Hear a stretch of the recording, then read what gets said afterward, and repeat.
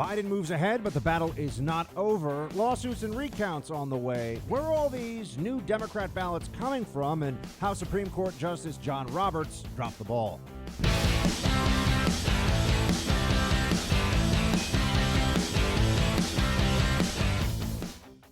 Welcome, my friends, to the Sexton Show. Not good news today from the presidential election front. We know this. You've had Joe Biden surge ahead in Pennsylvania, in Georgia. Looks like he may maintain his leads elsewhere. And if this current trend continues, he will not, in fact, be going off quietly into the night, as many of us had hoped. He will be the next president of the United States. Nope. I know. It's sad. It hurts me too. But that's what we're fighting against right now. And the fight is not over. Let's talk for a moment about process. What is an election?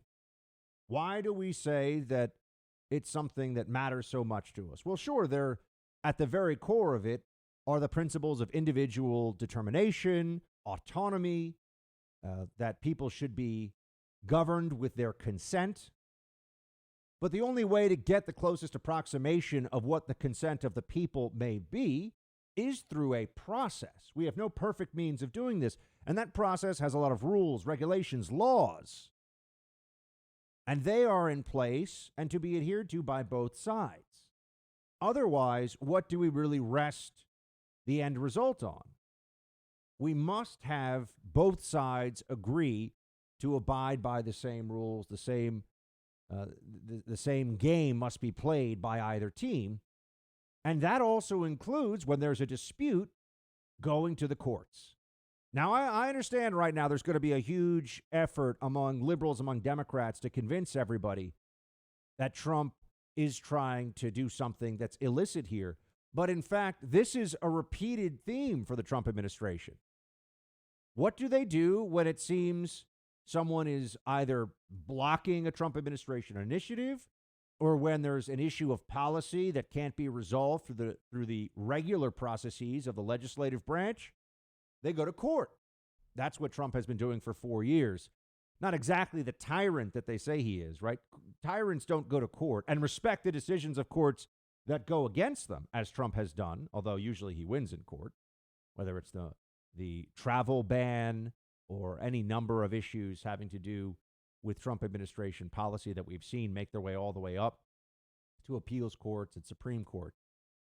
But this is part of the process.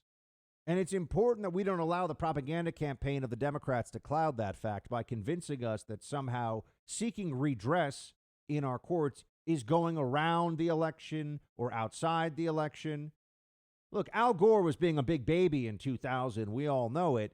And he only wanted certain places to be recounted and not others in a state. So he was cherry picking, and the court slapped it down, and George Bush became president. But there was nothing illegal about Al Gore's process choice of taking it into the court. That's what's supposed to happen. He made that decision and he lost. Trump is making that decision now. His campaign is taking this into the courts, and we'll see what the final dispensation of this will be. But there's absolutely nothing about this that anyone should be ashamed of or concerned about. There's nothing here that is outside of what should be expected under the circumstances. We have an election that is not razor thin in one state. It's razor thin in half a dozen states, where a small change, as we've seen, because Joe Biden, the changes always seem to go in his favor. Look, I'm not the only one that's picked up on this. Whenever there's 5,000 new ballots found here or 10,000 new ballots unexpectedly that turn up there, they overwhelmingly or even almost entirely go for Joe Biden. Some of that is just the fact that Democrats are much more likely to use mail-in voting than Republicans are. And this was always the plan. And what we know is that Democrats also used COVID as an excuse to change that process to their advantage. So if we're going to talk about who is switching things up, if we're really going to talk about who's making sure that the rules tilt in their favor, let's all understand the Democrats in cases like Pennsylvania took it upon themselves to just forget about what the legislature says. And this actually goes to the Constitution. State legislatures set, right? They set how this goes in individual states. The states get to determine through the legislative process the rules for their own election. It does not say that a state attorney general or the governor of a state gets to just ignore whatever the legislative intent is within a state, whatever the law actually says. But in Pennsylvania, there was this emergency declaration because of COVID to go to universal mail-in ballots, get rid of signature matching, get rid of postmark requirements, essentially turn it into an election free-for-all and use COVID as the excuse. I voted in person in New York City. Tens of millions of people voted in person all over the country. There was no undue risk to this at all. It was fine. But it was an excuse that we knew Democrats had been preparing for months, and they used it this time around. Well, there's a real legal question here. In fact, the media is hoping that you don't revisit the judgment of the Supreme Court, the 4-4 judgment. Of course, John Roberts joining the 4 crazy liberals on the Supreme Court by essentially punting on the issue, just saying, look, we're not going to handle this now. We don't want to get involved in the middle of an election, but we will look at this. This is the Supreme Court now. We will look at this afterwards. The changes made in Pennsylvania, for example, a key state, they'll look at it later.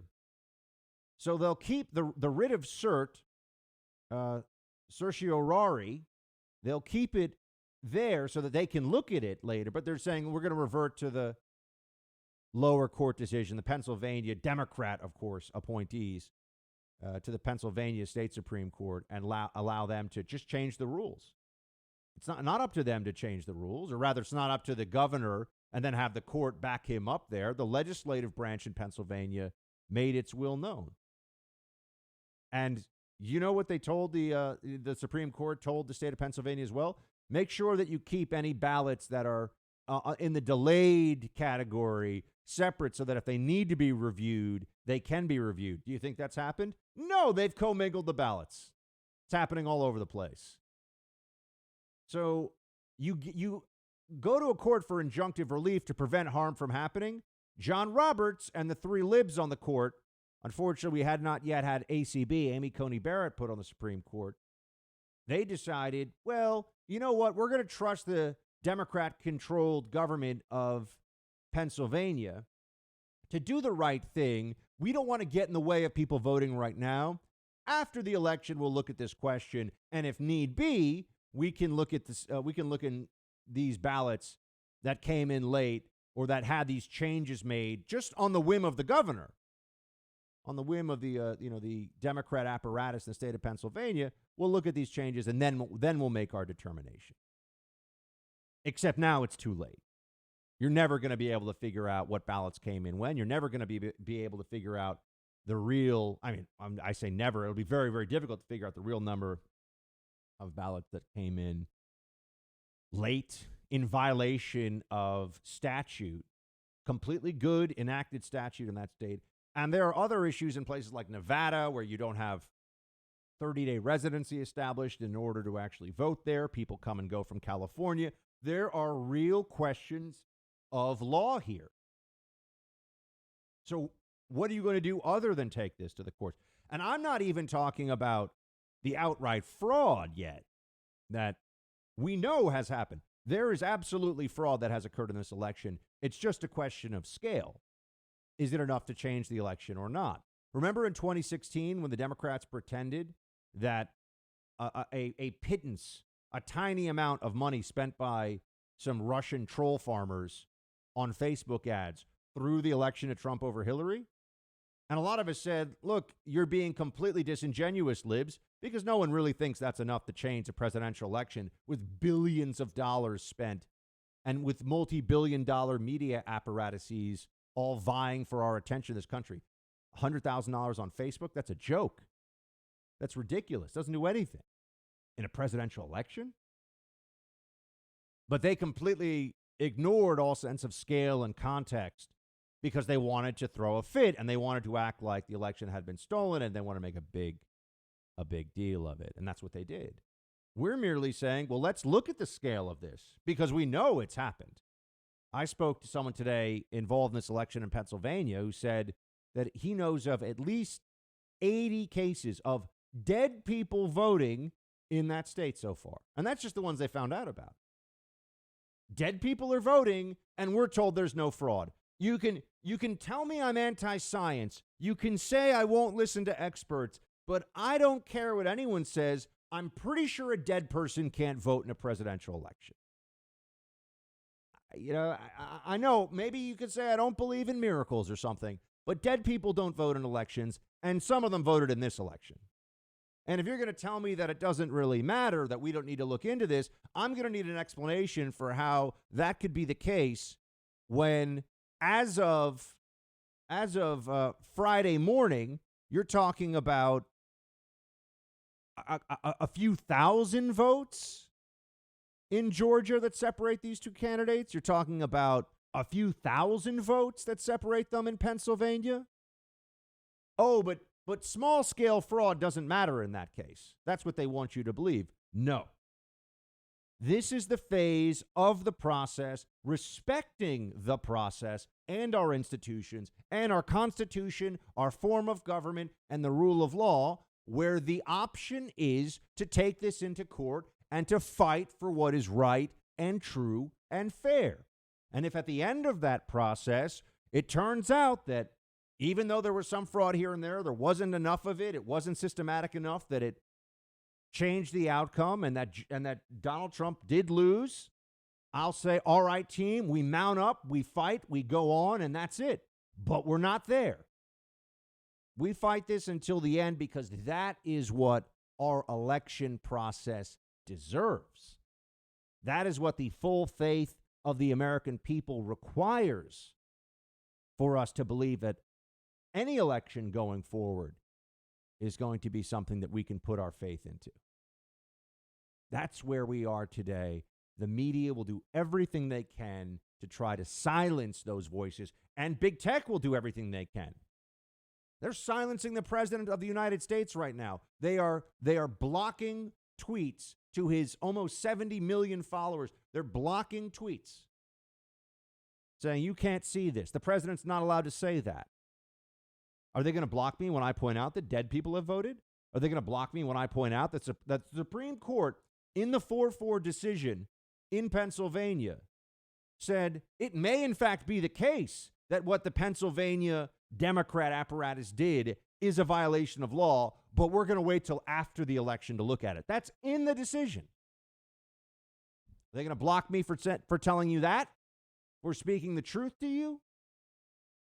You know what the answer is? If they can get away with it. Right now, that's what we're trying to find out. What were Democrats able to get away with? We're still determining the answer to that question. And if we don't fight, you know what the answer is? They'll get away with stealing the whole election. So I say we fight. I recently got a crash course in home title theft. You better pray this crime never happens to you because it comes after your most valuable asset, your home. Here's how it works. You may not know this, but your home's title exists online. It's up there in the cloud. It's stored on servers. Cyber thieves hack in, kick you off using a quitclaim deed, put themselves on, and take loans out against your home. You often won't find out about this until the payment notices arrive or you receive a foreclosure notice in the mail.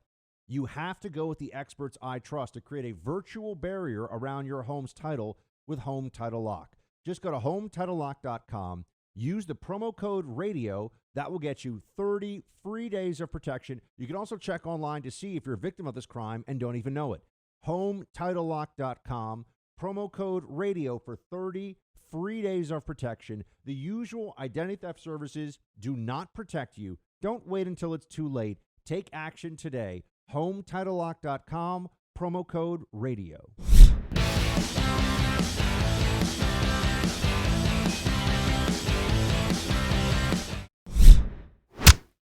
And I can tell you in election law litigation, the standard for holding a new election is extraordinarily high. Courts try to do everything else before they do that.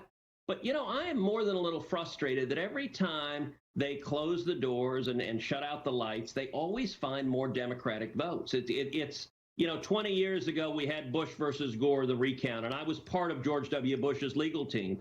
And we saw that pattern. Every time there was a recount, somehow magically there were more Gore votes and more Gore votes and more Gore votes. It was always the Democrats that would keep on finding votes. There we had the Chads. And it was our belief that they were just sitting there poking out new Chads with their fingernails. That they were willing to steal the election. The answer really is don't give them the opportunity to steal the election. Think about how easy this is. I mean, when we're talking about ballots sent in with no signature match, ballots sent in with no postmark, how could you ever be caught? They keep saying there's no election fraud. That's a lie. People go to prison for it. Or just earlier this year, there was a case of somebody who was being charged by the U.S. Attorney's Office in Pennsylvania for cheating in elections for years, ballot stuffing. And one of the ways they did it, they'd go to a voting machine and just fill out as many ballots as possible and put them through the machine when nobody was paying attention. That's all. Very straightforward stuff. It's not complicated. This isn't like Ocean's 11 steals the election. All right. This is really easy stuff. And people go to prison for it, so we know what happens. But then the Democrats tell us, oh, it's not happening this time. Do you believe them? I don't believe them. I think that they should pay a price when it comes to good faith from our side, given what they've done for the last 4 years, lying about the president with Russia collusion, lying about how the president was a Russian agent and stole the election. And now they're turning to us saying, why aren't you respecting our democracy? We're not ballot stuffing. We're not cheating. We're not trying to change the rules in real time. That's what Democrats do. We're just saying, what's really going on here? Are we supposed to not notice that in Georgia, for example, in the Savannah area, they said they had stopped counting ballots, and then Republican poll watchers left, and then they started counting ballots again? Why would they do that? They don't think that that's going to raise some flags? They don't think that people who are just using common sense would see that as an issue? That in all of these states where there's an all of a sudden drop of ballots, it's a huge windfall for Joe Biden. They somehow never find, and I said this at the beginning, they never find 5,000 new votes. Oh, look, we forgot about these. Never for Donald Trump. All over the country, even including in red or red-leaning states. It's all a coincidence, they tell us. It's all a coincidence. I mean, if you look at what Democrats were willing to do, and I mean thousands and thousands of them all summer, were willing to lie about police officers being racist, murdering cops, being evil, to burn down businesses, to loot stores, to engage in arson and vandalism and all kinds of mayhem in the name of politics. You don't think there are Democrats out there who would say, well, I just happen to be sitting here in a position where, I could throw an extra 100 ballots when no one's looking because I got these blank ballots that I've pulled together from people. And, you don't think that's possible? Why? Kennedy stole a presidential election. Lyndon Johnson stole a presidential election. This has happened before. And notice, I'm not telling you this election is stolen. I don't know, but it looks fishy and I want answers. That's it. We need to see. Let's look at this. Oh, they can get a special counsel for Russia collusion, a plot with no evidence that makes no sense. And the country has to be, roiled in that for years. But we can't find out before they crown Joe Biden that, that's just empty suit extraordinaire. We can't find out the truth of this election before they decide who the next president of the United States is going to be for 4 years. Why does that make any sense? Oh, I can answer that question. It doesn't. It doesn't. They changed rules, and now they don't want us to be able to even use the rules that still exist to find out what really happened here.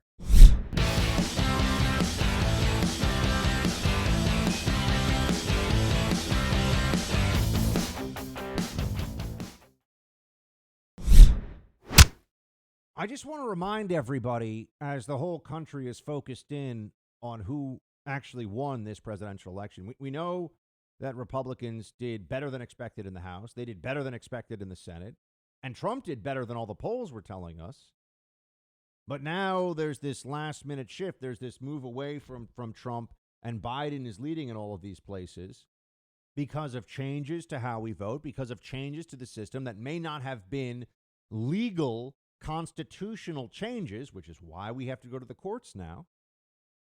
But we were warned about this by one of the finest legal minds in the country, the Attorney General, Bill Barr.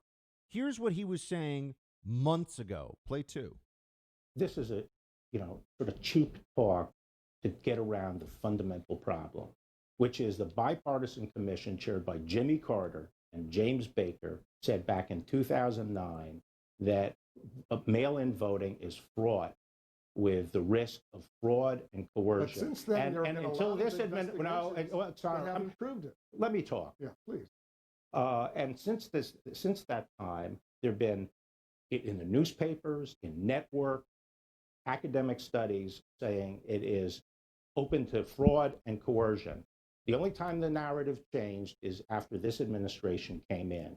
But elections that have been held with mail have found substantial fraud and coercion. For example, we indicted someone in Texas, 1,700 ballots collected from people who could vote. He made them out and voted for the person he wanted to.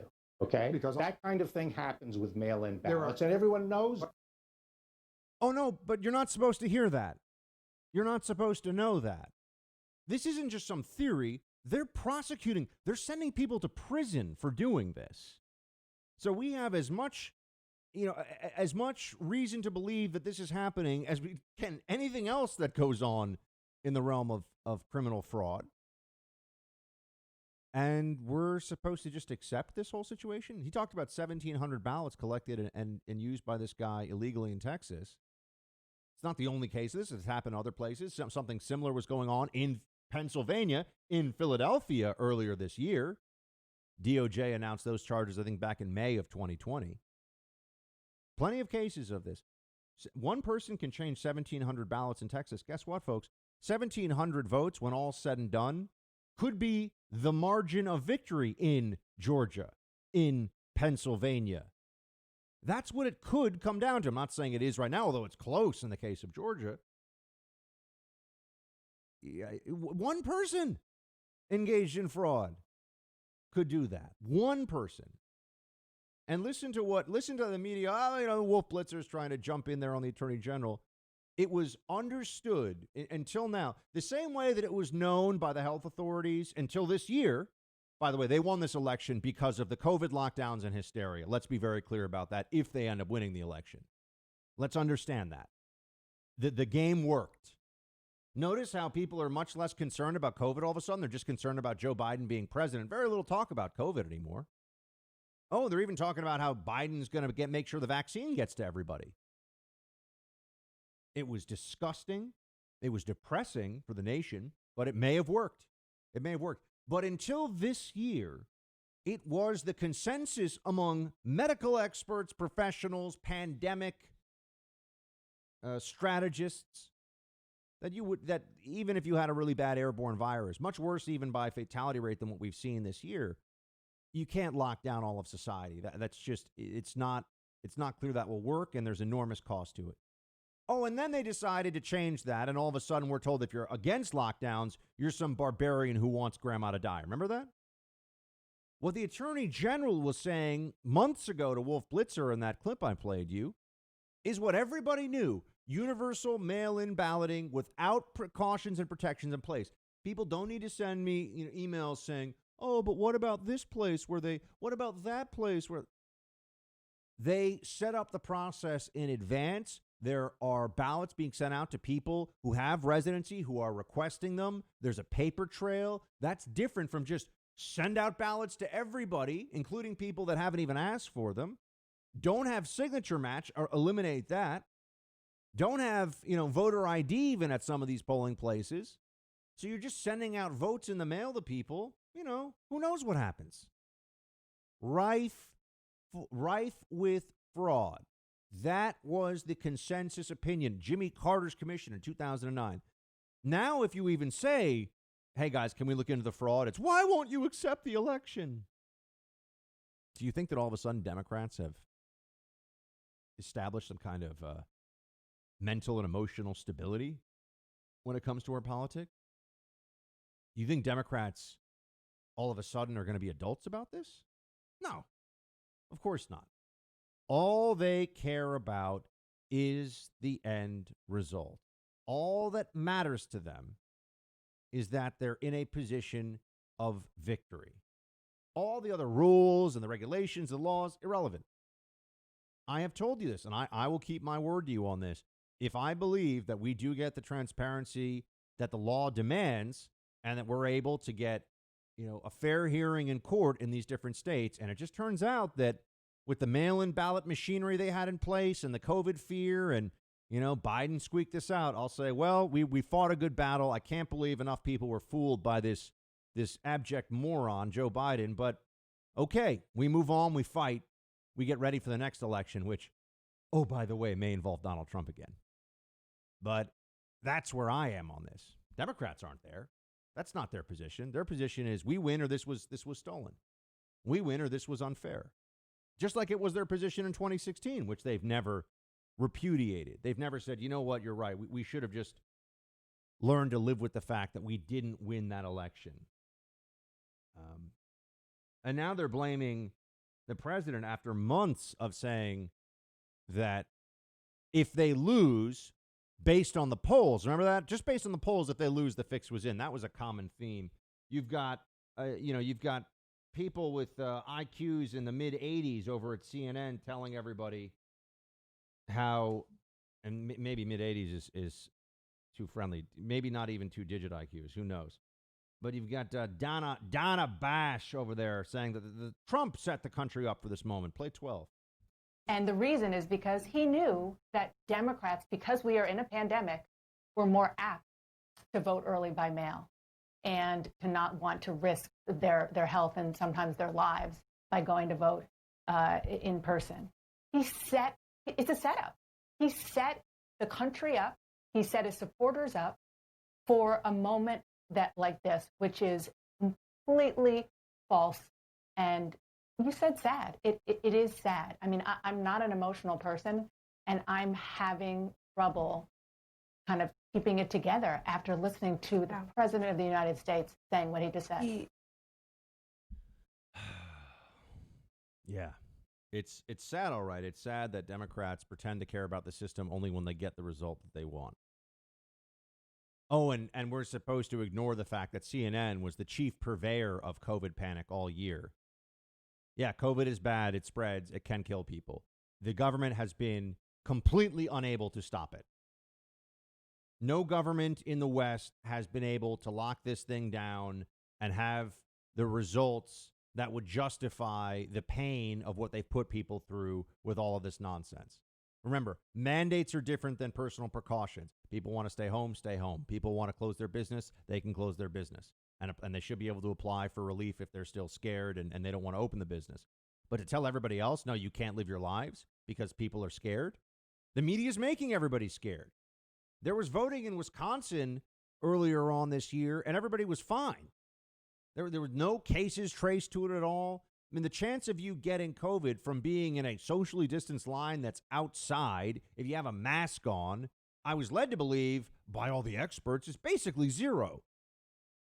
But they scared everybody because they knew it's not about getting more votes through the mail-ins. It's about opening up the election to cheating, making it so easy. Why are they always so opposed to voter ID, which the Supreme Court has already ruled is a legitimate and compelling state interest? Why do Democrats always oppose that? No, they want to make it easier to cheat. They say, oh, it's so hard for people to get ID. That's nonsense. You can't function in America unless you have some form of government ID. All right, give me a break. And if you can't figure out how to get one, I don't want you voting. But they're always opposed to voter ID. Always opposed to voter ID. Opposed to any kind of guardrails in the election to make sure that only people who should be voting are voting. but they're going to tell us how sad they are about all of this. They're going to tell us how it's our fault that people have lost some faith in the election. I got to tell you, Democrats, I think, are going to look back on this whole situation eventually. It's going to take a while with regret because once again, just like I've been saying, with the media's debasing of itself to be hashtag resistance against Trump, with their unhinged and disgraceful efforts to destroy Kavanaugh, and now with the way they've shown us who they really are in this election, changing rules, making sure that there's no way to figure out if there is cheating. Notice how they're never worried about our side cheating. That's the other thing, too. They get rid of all these rules, which would make it easier for Republicans to systematically cheat, but they're not concerned about that because they know.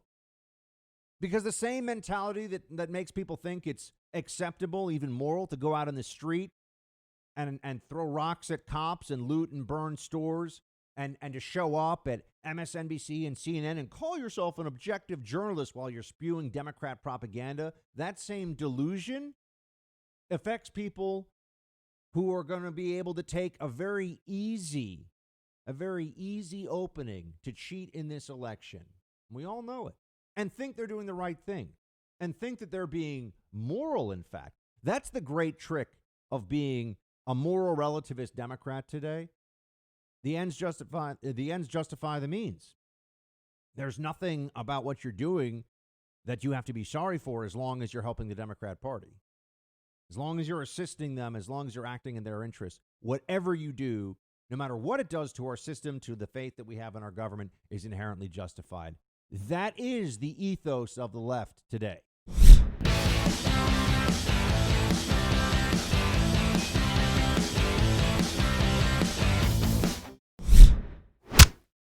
The president did not have any evidence presented at all. Nothing.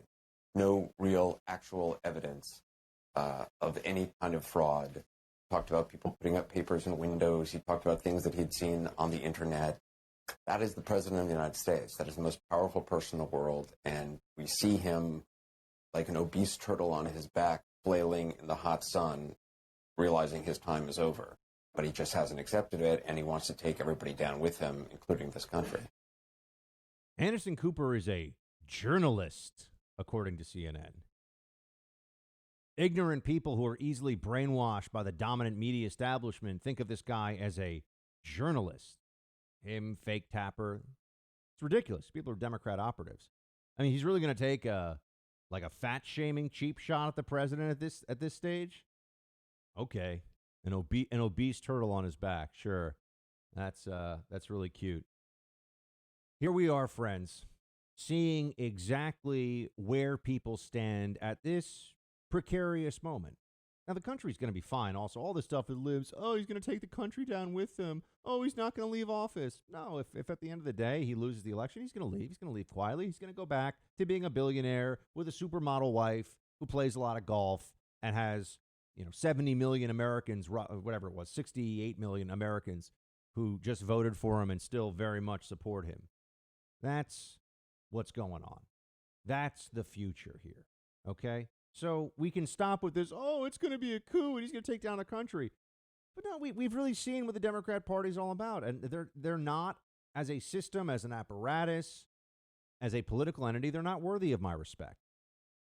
They're just not. They're a bunch of left-wing radicals. They cry and cheat and steal and lie, and I'm sick of it. I don't want to sit here and pretend like I think what they do is okay. I'm not going to do it. So if we can end up getting the proof we need in court to show that the election was stolen, we'll move on and we'll respect the peaceful transition of power, of course. But it doesn't mean that I don't think the Democrats just were disgusting all year. I mean, the COVID stuff, so much of it was just, put that number on the screen. How many people are dead? It's Trump's fault. It's Trump's fault. It's Trump's fault. It was obvious. It's obvious what their intent was. And I'm not letting that go. I'm not letting that go. Just the same way that they care so much about deaths. I mean, this is a perfect example, and I know this one very well personally because when I was in the CIA at the Iraq desk and then I worked Afghanistan desk, When I was on the Iraq desk, you'd hear first of all, there are leaks to the media all the time from people within the intelligence community to undermine Bush. But there was such a focus about casualty figures. I tell people to this day that under Obama, we lost far more people fighting for this country in Afghanistan than we did under Bush. And they look at me like they have no idea what I'm talking about. And it's just a question of the focus that the media was willing to use at the time. People in our armed services dying when Obama's president is a back page item. When Bush was president, our brave men and women giving their lives for this country was splashed all over every front page as propaganda. Now, it's important the American people know about these losses. It's important we know about the blood and treasure we're spilling in countries, especially that we're not even sure we should be in. I get that. But there needs to be balance. You could say there needs to be equity in how the media treats those issues. And, of course, that's not the case. COVID is going to be inherently a more controllable, we've listened to the experts issue if Joe Biden becomes president in January. And they're going to act like Joe Biden was alone with a little white lab coat on and a beaker and a Bunsen burner coming up with the vaccine himself. That's going to, and I know you think that's absurd, that's going to be the playbook. And we'll all have to bow down and thank Saint Biden for saving us from COVID. And the Fauci will be out there like, hey, here I am. All I did was scare the crap out of you for over a year, ruin your business, never had any good ideas about this, but now I'm Biden's right-hand man. Saint Fauci, Saint Biden, we gave you the vaccine. That's what's going to happen. That's the future that we're heading toward if Biden ends up winning this thing. And it's distressing to say the least, but we'll be all right. And we're not done with this fight yet. We're not giving in until the fat lady sings, and that means until every court challenge is leveled and we see what the final results are.